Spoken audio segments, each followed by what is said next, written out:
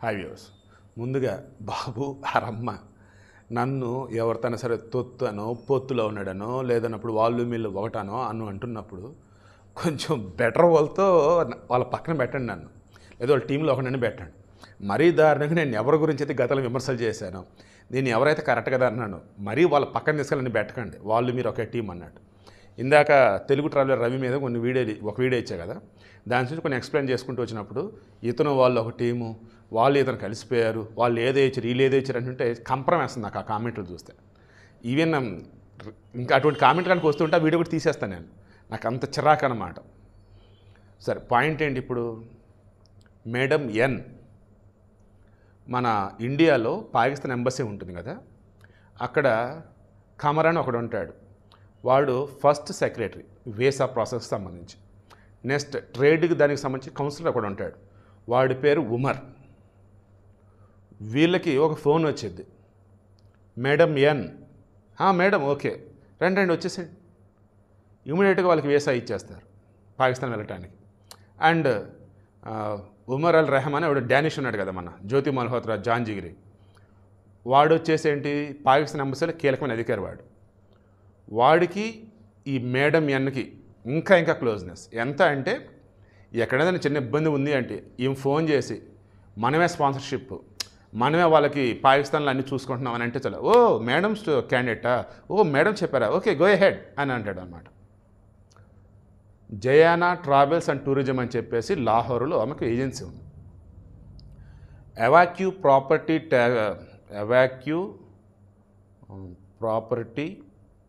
Trust, దాంతో ఈమె కలిసి పనిచేస్తుంది గవర్నమెంట్ది. ఈమె ఇప్పటి వరకు భారతదేశంలో ఉన్నటువంటి 3000 మందికి సాయం చేసింది. ఇన్ఫ్లుయెన్సర్ల, యూట్యూబర్ల, ట్రావెల్ బ్లాగ్స్ చేసే వాళ్ళ, పర్యాటకుల, హిందువుల, సిక్కుల, ఎవరైనా కానీ 3000 మందికి సాయం చేసింది. ఇందులో మరల 1500 మంది రెగ్యులర్గా ఈమెతో టచ్లో ఉంటారు. ఆ 1500 మందిలో జ్యోతి మల్హోత్రా ఉంది, సన్నీ యాదవ్ ఉన్నాడా లేడని తెలియాలి, జ్యోతి మల్హోత్రా ఉన్నది కన్ఫర్మ్ అయింది, సన్నీ యాదవ్ ఉన్నాడా లేదా తెలియాలి, ఇండియన్ అని చెప్పుకుంటూ అమెరికా ఉన్నటువంటి ఈ రవి ఉన్నట్టుగా తెలుగు ట్రావెలర్ అతను ఉన్నాడా లేదో తెలియాలి. ఎందుకంటే ఎవరైతే పాకిస్తాన్ని పదే పొగిడారో, ఎవరైతే పాకిస్తాన్ మాకు ఇష్టమని పదే చెప్పారో, ఎవరైతే పాకిస్తాన్ హైలైట్ చేస్తున్నారో వీళ్ళందరూ వెనుక ఉన్నది కూడా ఈ మేడం ఎన్ అని తెలిసింది. మేడం ఎన్ పేరు షహజాదా. ఈ షహజాదా యొక్క భర్త పాకిస్తాన్ సివిల్ సర్వీసెస్లో చేసి రిటైర్ అయ్యాడు. ఈ షహజాదాకి పాకిస్తాన్ మిలిటరీతో, ఐఎస్ఐతో అద్భుతమైనటువంటి సంబంధాలు. ఎంత అంటే ఇండియా నుంచి టూరిస్టులు ఎవరైనా వచ్చినా, హిందువులు, సిక్కులు అంటూ తీర్థ ప్రదేశాలు చూస్తానికి ఎవరైనా వచ్చినా వారిని తీసుకెళ్ళి వీళ్ళంతా కూడా టూరిస్టులు ఏంటి మా ట్రావెల్ ఏజెన్సీ త్రూ వచ్చున్నారు అని పరిచయం చేసేది. అక్కడ వాళ్ళు వీళ్ళతో నార్మల్గా మాట్లాడుతూ వాళ్ళకి కావాలి సమాచారం మొత్తం వీళ్ళ నుంచి లాగుతారు. ఇంకేదైనా కావాలంటే కొన్ని టాస్కులు ఇస్తారు. అది ఇలా తెలియకుండా ఎర్రి గొర్రెల్లాగా ఇండియాకి వెళ్ళాక మీకు పంపిస్తాం, ఇండియా వెళ్ళాక మీకు చేసిస్తాం, అలా చేసిన వాళ్ళు ఉన్నారు. అసలు ఎలాగంటే అయ్యా ఇప్పుడు ఆ ఎన్ఐఏ వాళ్ళు చెప్తున్న దాని ప్రకారం క్రాస్ చెక్ చేస్తూ పోతుంటే చక్కగా తీసుకెళ్ళి మొత్తం పాకిస్తాన్ చేతిలో పెట్టారా, ఐఏఎస్ చేతుల్లో, మిలిటరీ వాళ్ళ చేతుల్లో. దీనికి ఇండియాకి సంబంధించి టూరిస్టులు కానీ లేదన్నప్పుడు భక్తులు కానీ ఎవరైనా పాకిస్తాన్ వెళ్ళాలంటే ఓన్లీ జయానా టూర్స్ అండ్ ట్రావెల్స్ ఇది ఒక్కటే ఉందంట. ఈ వీళ్ళకి సంబంధించినటువంటి వాళ్ళే చాలామంది ఏజెంట్లు మన దేశంలో ఉన్నారట. ఇది ట్రావెల్ ఏజెంట్లు. పాకిస్తాన్ వెళ్ళాలంటే వీళ్ళనే అప్రోచ్ అవ్వాలంట. దీని వెనకుండా మొత్తం ఐఎస్ఐ వాళ్ళు, మిలిటరీ వాళ్ళు. ఇప్పుడు చెప్పండి రబ్బాయిలు, ఏం చేద్దాం మన వాళ్ళని? పాకిస్తాన్ వెళ్ళటం డ్రీమారా మీకు? పాకిస్తాన్ వెళ్ళేసి అక్కడనే మొత్తం హైలైట్ చేయటం నీకు ఏమంటారు దాన్ని, చాలా ఆహ్లాదంగా ఉంది, పనికి మళ్ళిందానా అని కొంతమంది అనాలని ఉంది. జ్యోతి మల్హోత్రా అనేద్దా? అసలు ఏం మనుషులు అసలు నాకు అర్థం కాదు అసలు. అరే అది శత్రు దేశం రా బాబు అన్నప్పుడు దాని దరిదాపులకే పోకూడదు. దాని దరిదాపులకు పోయి అక్కడ వాళ్ళు పెట్టింది వాళ్ళు ఏది చెప్తే చేసి వాళ్ళని పొగుడుతూ వాళ్ళు ముడ్డి కడుతూ మూతుడుస్తూ ఏం బతుకులు రా బాబు నాకు అర్థం కావు. మళ్ళీ వీళ్ళకి సపోర్టర్సు, మరలా వీళ్ళకి ఫ్యాన్స్. సిగ్గేస్తుంది, చిరాకేస్తుంది అసలు. ఇంత దరిద్రంగా ఉన్నారు మన వాళ్ళు అని చెప్తున్నా కదా.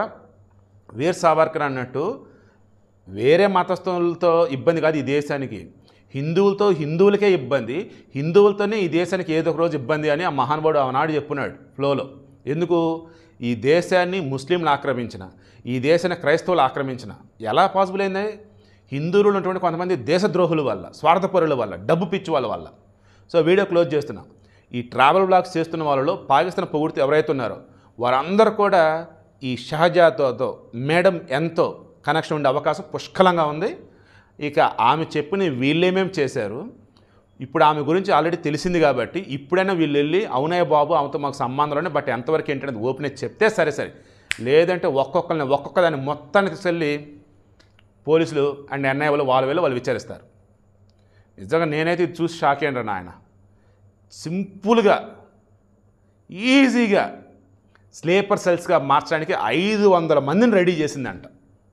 500 మందిని. అందులో ఆల్రెడీ స్లీపర్ సెల్స్గా యాక్టివ్గా ఉన్న వాళ్ళు కొంతమంది, స్లీపర్ సెల్స్గా రెడీ అవుతూ ఉన్నారనే విషయం వాళ్ళకి తెలియకుండా రెడీ అయిన వాళ్ళు కొంతమంది. అలా రెడీ అయిన వాళ్ళలో సన్నీ యాదవ్ ఉన్నాడేమో స్లీపర్ సెల్గా, ఆ రవి ఉన్నాడేమో, అంటే మన తెలుగులో ఇల్లు అన్నట్టు. ఇంకా తెలుగులో ఎవరైనా పాకిస్తాన్ పొగిడిన వాళ్ళు ఉంటే చెప్పండి, వాళ్ళు కూడా ఉండవచ్చు లిస్టులో, ఉండొచ్చు ఉండకపోవచ్చు. రవి భాషలో చెప్పాలంటే ఎన్ఐ వాళ్ళు ఇంకా ధృవీకరించాల్సి ఉంది. మనకు వచ్చే ఫస్ట్ ఇన్ఫర్మేషన్ రిపోర్ట్ వైజ్ మనం చెప్తున్నాం. నెక్స్ట్ నార్త్ ఇండియా కుప్పలు ఉన్నారంటే ఈ బ్యాచ్ అయితే. అరే కొంచెం చూసుకోండి రా, శత్రుదేశం ఉన్నప్పుడు దాని దరిదాలు పోకండి రా. అండ్ వేరే ఎవరైనా సరే ఏదో పెడుతున్నారనగానే, ఏదో కన్ను కొట్టారనగానే, ఇంకేదో మీకు ఆఫర్ చేశారనగానే కకృతి పడకండి రా, కేర్ఫుల్గా ఉండండి రా. ఇది అంటారు చూసారా, ఆడదాన్ని కొంగు తాగితే చాలు ఏదంటే ఆ డైలాగ్ కూడా గుర్తురాట్లా, బ్రహ్మకాని పుట్టి రెమ్మ తెగలని సమేద అంటారు. పెద్ద పెద్ద పనులు కానీ అన్నీ కూడా జస్ట్ ఆడదాని చిన్న స్మైల్తో అవుతాయంట. హనీ ట్రాప్ అదే కదా, ఎంతటి మగోడైనా సరే ఆడదాని యొక్క వలకి విలవెల్లాడిపోతాడంట.